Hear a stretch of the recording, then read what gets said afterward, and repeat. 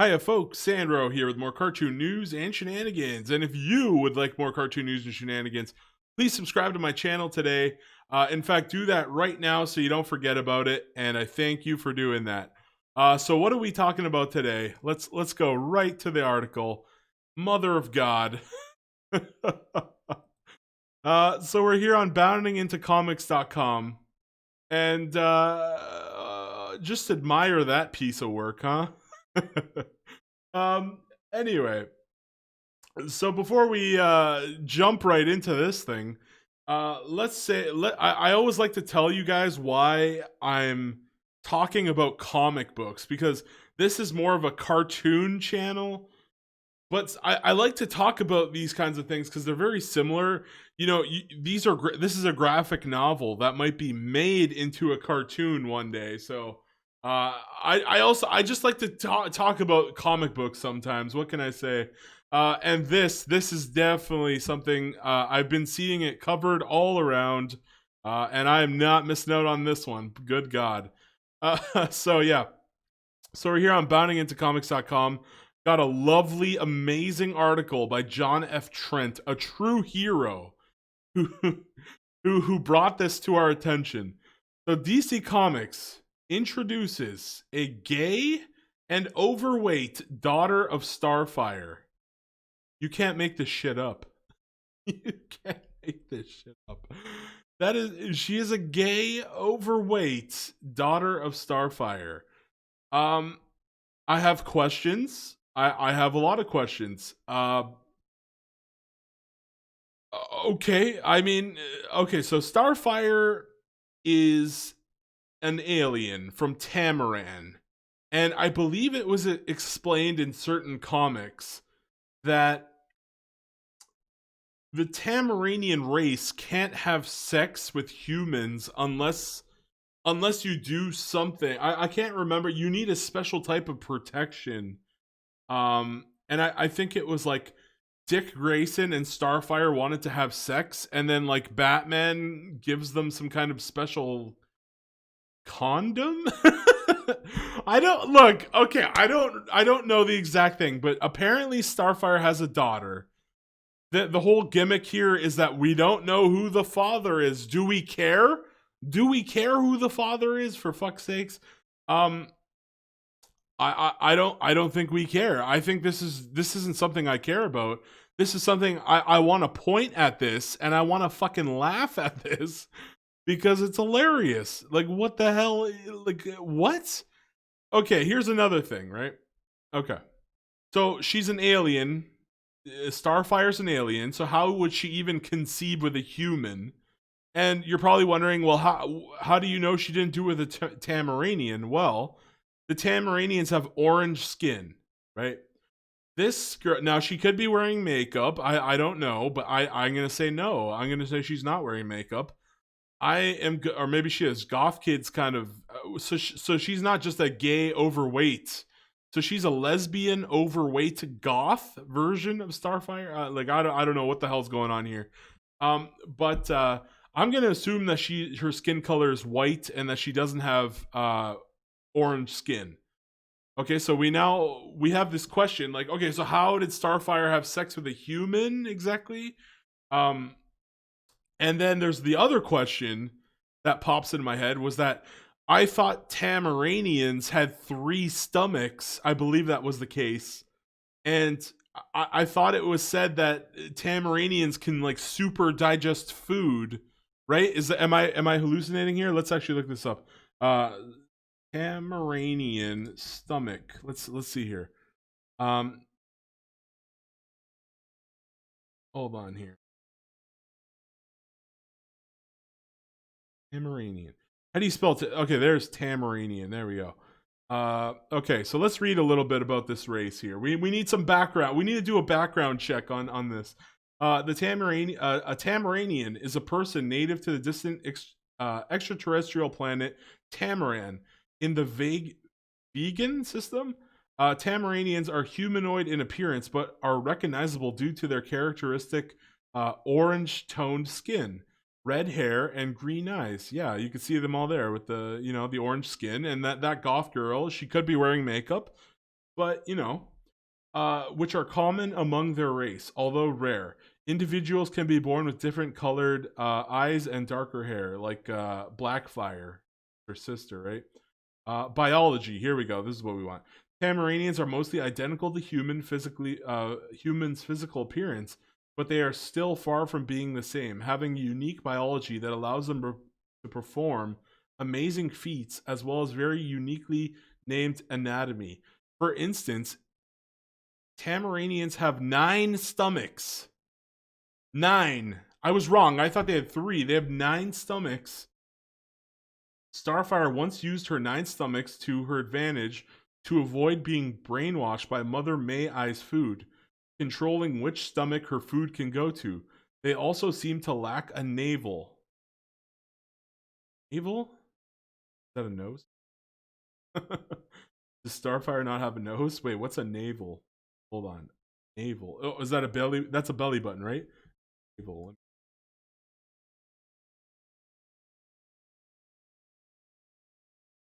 Navel. Lack of. What is the. Hold on. Lack. Lack of.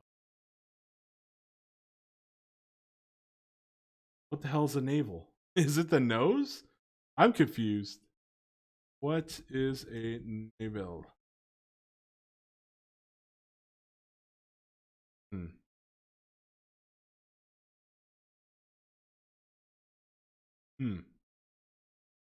What the hell is a navel? am I just confused here? What the hell? Navel. Am I spelling it wrong? Navel. Navel. I'm spelling it wrong. What is a navel? A round, knotty depression in the center of a person. Okay, so it's a belly button. It's a belly button thing. Okay. So they lack the belly button thing, I guess. Yeah, you could see them here. They don't. Okay, so they don't have the belly button thing, but they have 9 stomachs. Okay. Anything else? So Starfire can, she avoided hypnotism by transferring food to her different stomachs. Teenagers of Tamaran also go through their own stage of puberty called the transformation. Most go through a minor physical change. For example, it was mentioned that Blackfire turned purple for 2 days. However, a few will experience several escalating physical changes.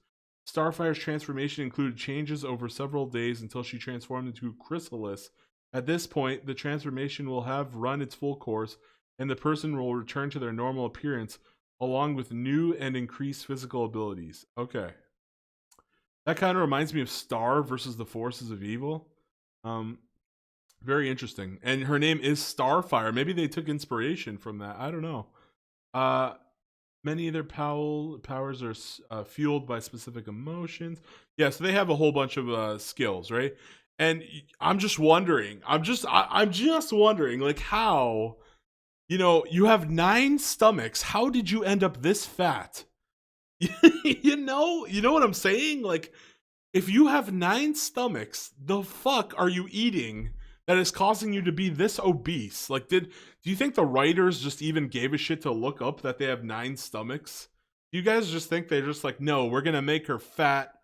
She's gonna be beautiful and obese, okay? like what is going on in DC Comics?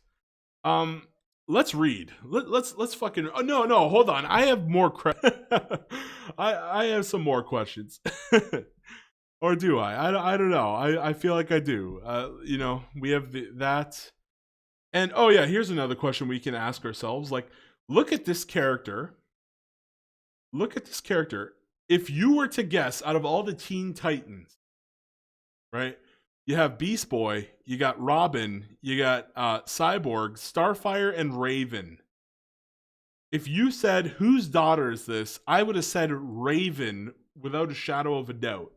Like, I don't understand what the fuck they were going for here.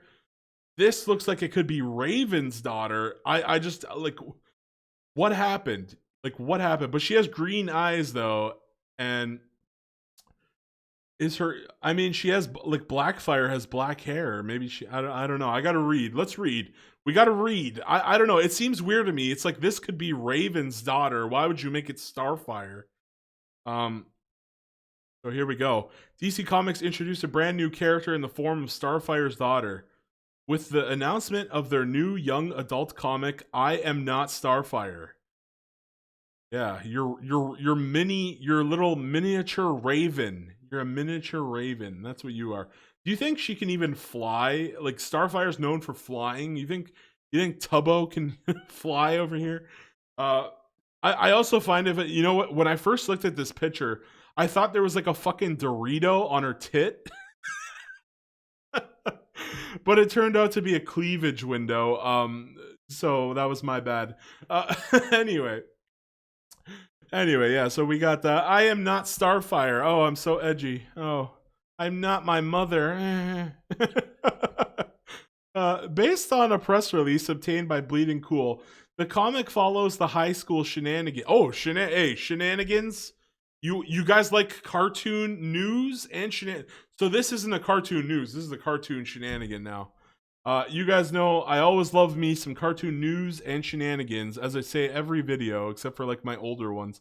Okay, so shenanigans of a 17-year-old Mandy Corandier, who is apparently the complete opposite of her mother, Corandier.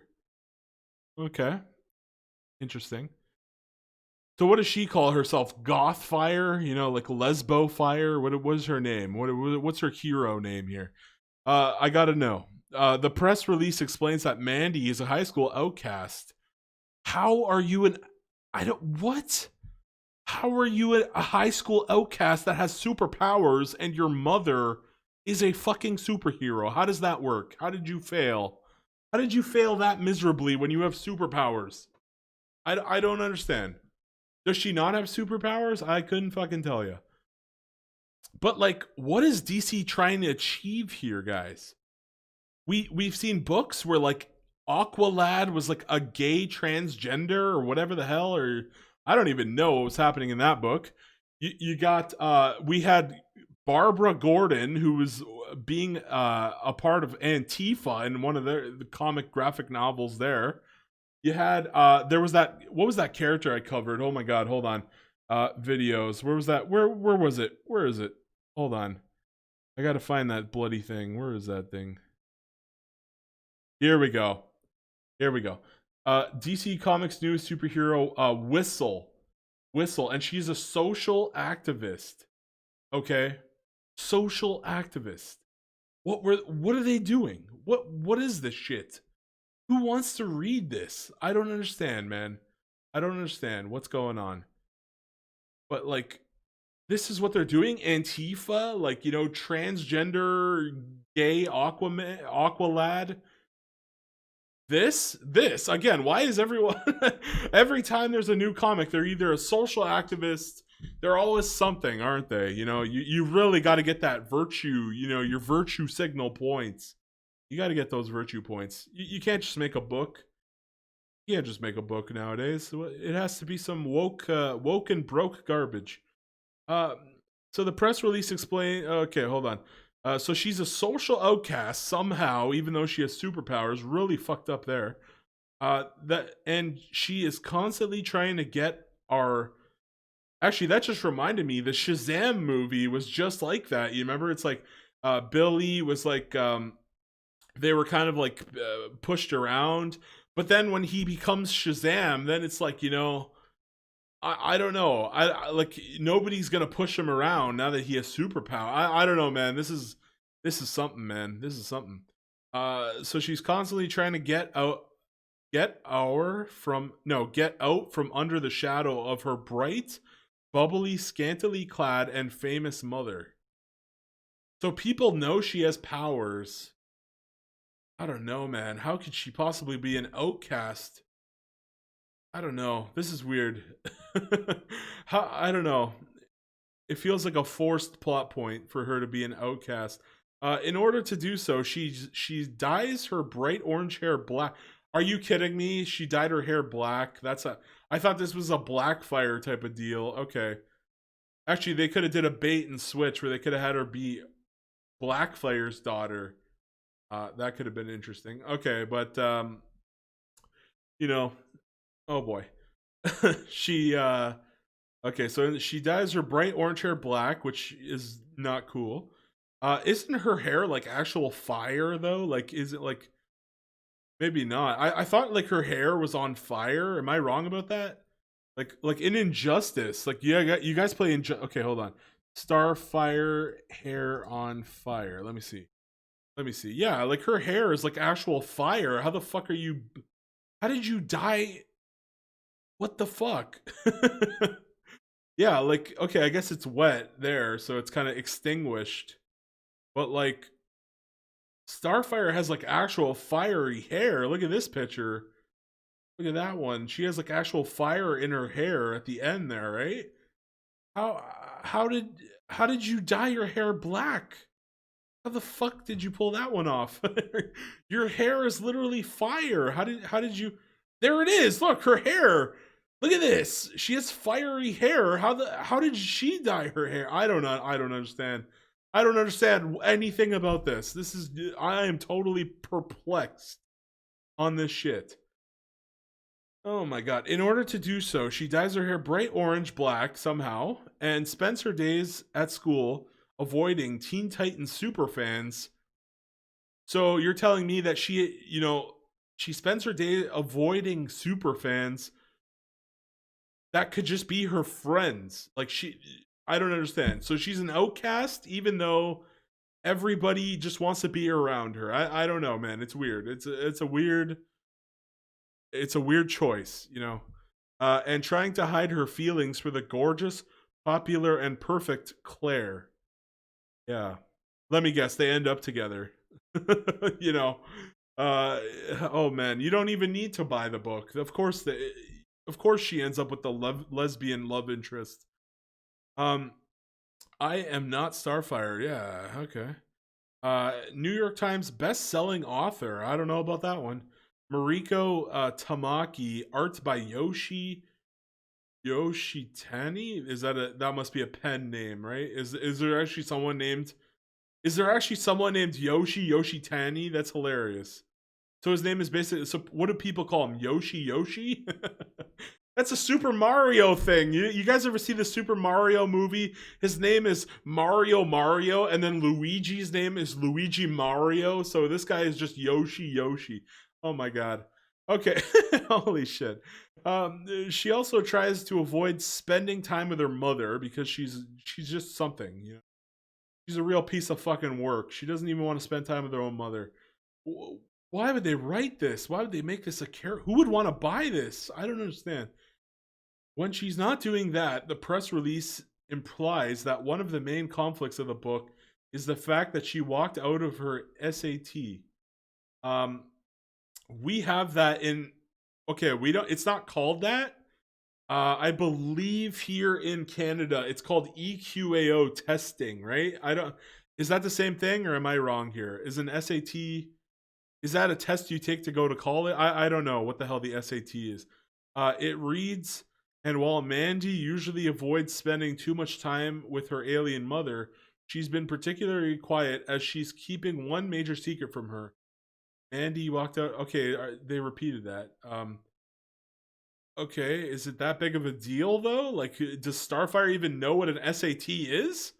I don't even fucking know. Like, Starfire is usually very aloof and loving. Like, if she said she escaped her SAT or walked out, if she walked out of her SAT, like, is Starfire even gonna care about that? Like, do I even care about that? I don't even care. This is the plot point of the book? Are you joking? And the reason okay, here we go. Okay, this might be good. And the reason she skipped out on the SAT is that she had plans of moving to France to escape the family spotlight and not go to college. Okay. So she just wants to be a lesbian in France. That's the plot of the book. Okay, holy shit. However, things take a turn when Mandy is partnered with Claire for a school project. Oh, yeah, okay. So here's the lesbian love interest. So there we go. The press release states their friendship develops into something more, and a self-confidence unknown to Mandy begins to bloom. Yeah, who would have guessed that the lesbian love interest falls in love with her, huh? Even though I guessed that before even reading the fucking sentence. I just want people to know I did not read this prior to me doing an article on it, doing a video, sorry, on it. It was so predictable that you could guess it before you even read it. Oh my god. So Claire seems to like Mandy for being Mandy, not the daughter of Starfire. Huh. With things on the upswing, it's someone from Starfire's past that disrupts it. And Mandy must finally make a choice. Give up before the battle has even begun, or step into the unknown and risk everything. Well, considering she looks like she's just going to want to sit at home and, maybe munch on those tit Doritos. Well, let's be real here. It's a story, so she's going to obviously do the second thing. Let's be real.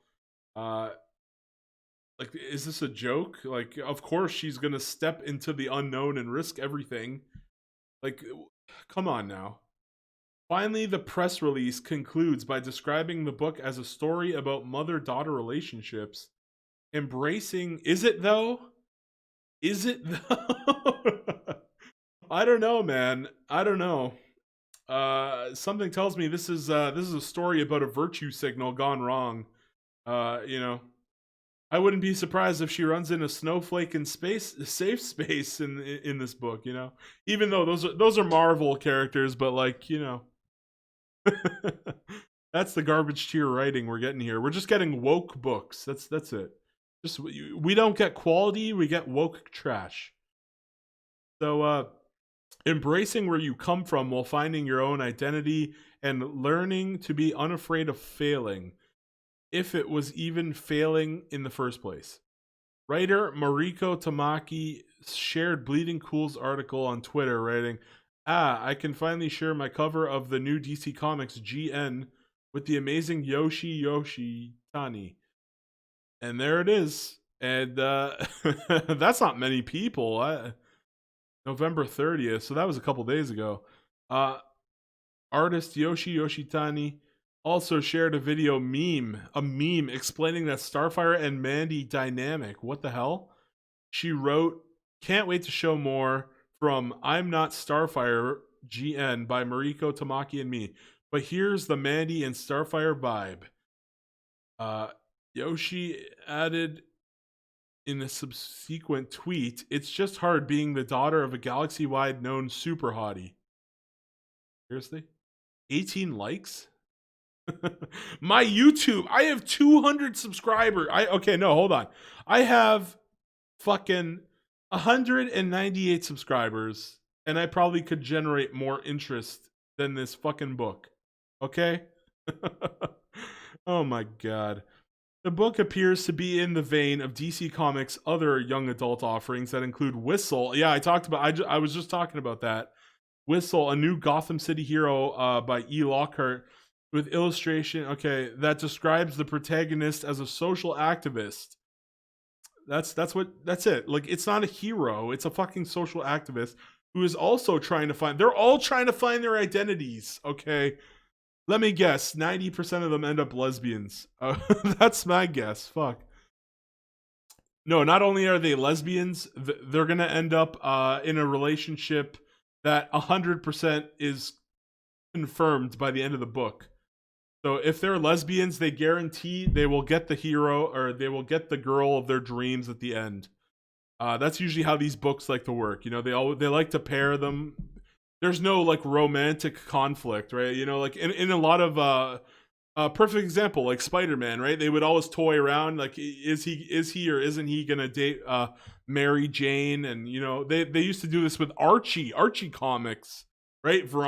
Betty and Veronica. They also threw in Cheryl and whatever. There's a couple other characters. Yeah, when it comes to these lesbian types, they always get the girl of their dreams at the end, right? You've seen, I actually just did a 45-minute review of Adventure Time about Marceline and Bubblegum. So yeah, whenever it's the virtue signal, they always end up with the lesbian. So I wouldn't be surprised if this character ends up being gay or trans or lesbian or whatever the fuck. This whistle character, she'll probably end up with someone of her own kind, So in fact, DC Comics described the book as a coming of age tale about perseverance, heroism, and finding your voice to make change in your community. Yeah. Oh, I'll bet. I'll bet. Yeah, they definitely want you to be an activist, is what they're trying to say. It also appears to be in the vein of Melissa de la Cruz and illustrator Thomas Paulides' Gotham High that turned Bruce Wayne into a Chinese American and introduced a gay Alfred. Oh my god, yeah, I almost forgot about that. How did I forget about that one? I mentioned like all the other ones, the Barbara Gordon where she's Antifa, and I the Aquaman one where he's like a transgender gay and or he's in a I don't fucking know. And then there's that's the Joker, by the way. I don't know if you could tell if that's a man or a woman, but that's apparently the Joker. Selena Kyle is Mexican or what is she? Latino, whatever. And yeah, Bruce Wayne, he is a Chinese American, and Alfred is gay, and that's the book. Did it sell? God, I hope not. God, oh God. And wait, it keeps saying it. She's a best-selling author. Like, what? Why do they keep giving her books? Is she a best-selling? Okay, can we see? You know what? Fuck it. I'm gonna look. Okay, Gotham High sales numbers. Okay, I gotta know. This shit sold. You're joking. You're joking. Is there no figures? I'd love to see some figures. Okay, hold on. What's that one? Is it Comic-Con? Is that what that site is? What's that? Graphic novel sales number. Can we see this? Graphic novel sales numbers. Gotham High. Are we able? No, we don't get to know, but we don't get to know. But it says that they're up 43%. But this was in May. That was actually one day before my birthday. That was when the coronavirus was like, full swing, right? Or no, it was just getting. Or was that right? No, it was full swing in May, I think. Yeah. Because I was working at the Home Depot at the time, and I think I took a couple weeks off around this time. So graphic novel sales up 43%. In books during Diamond shutdown. Okay, yeah.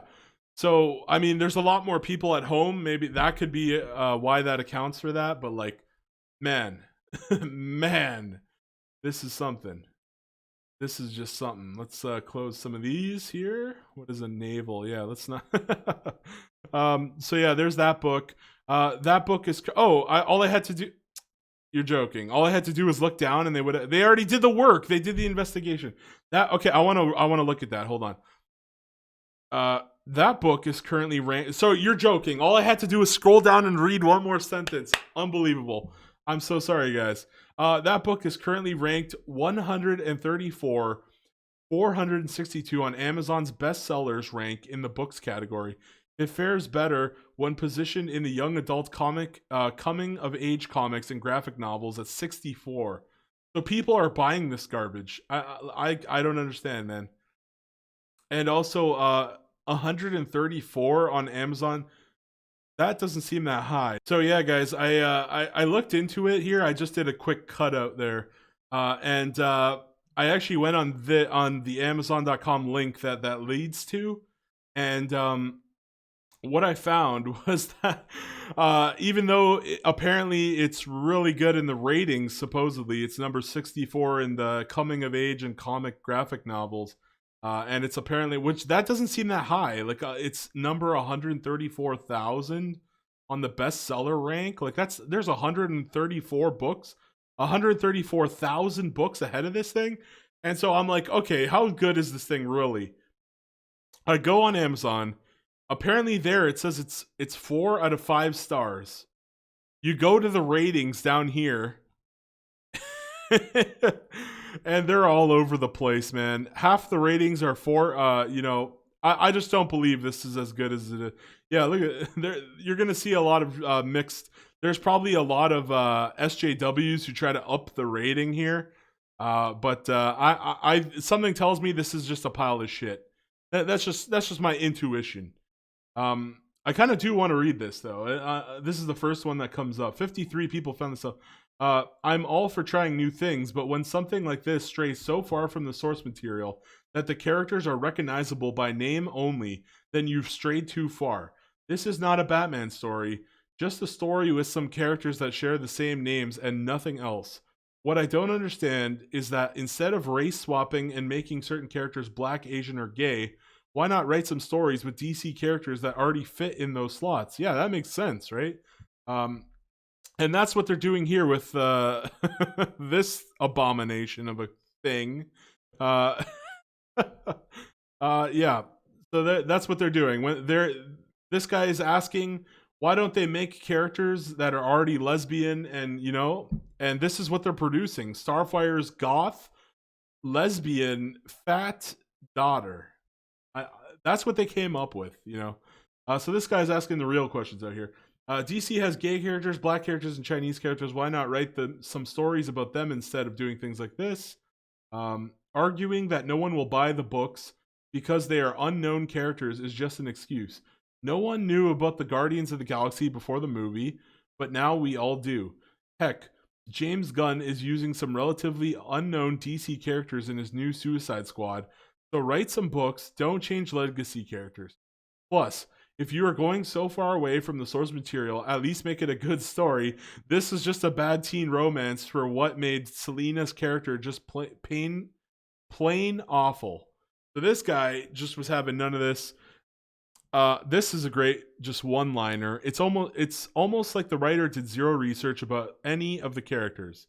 Yeah, you don't say, huh? You don't say. And again, I talked about the 9 stomachs. Would somebody with 9 stomachs be this fat?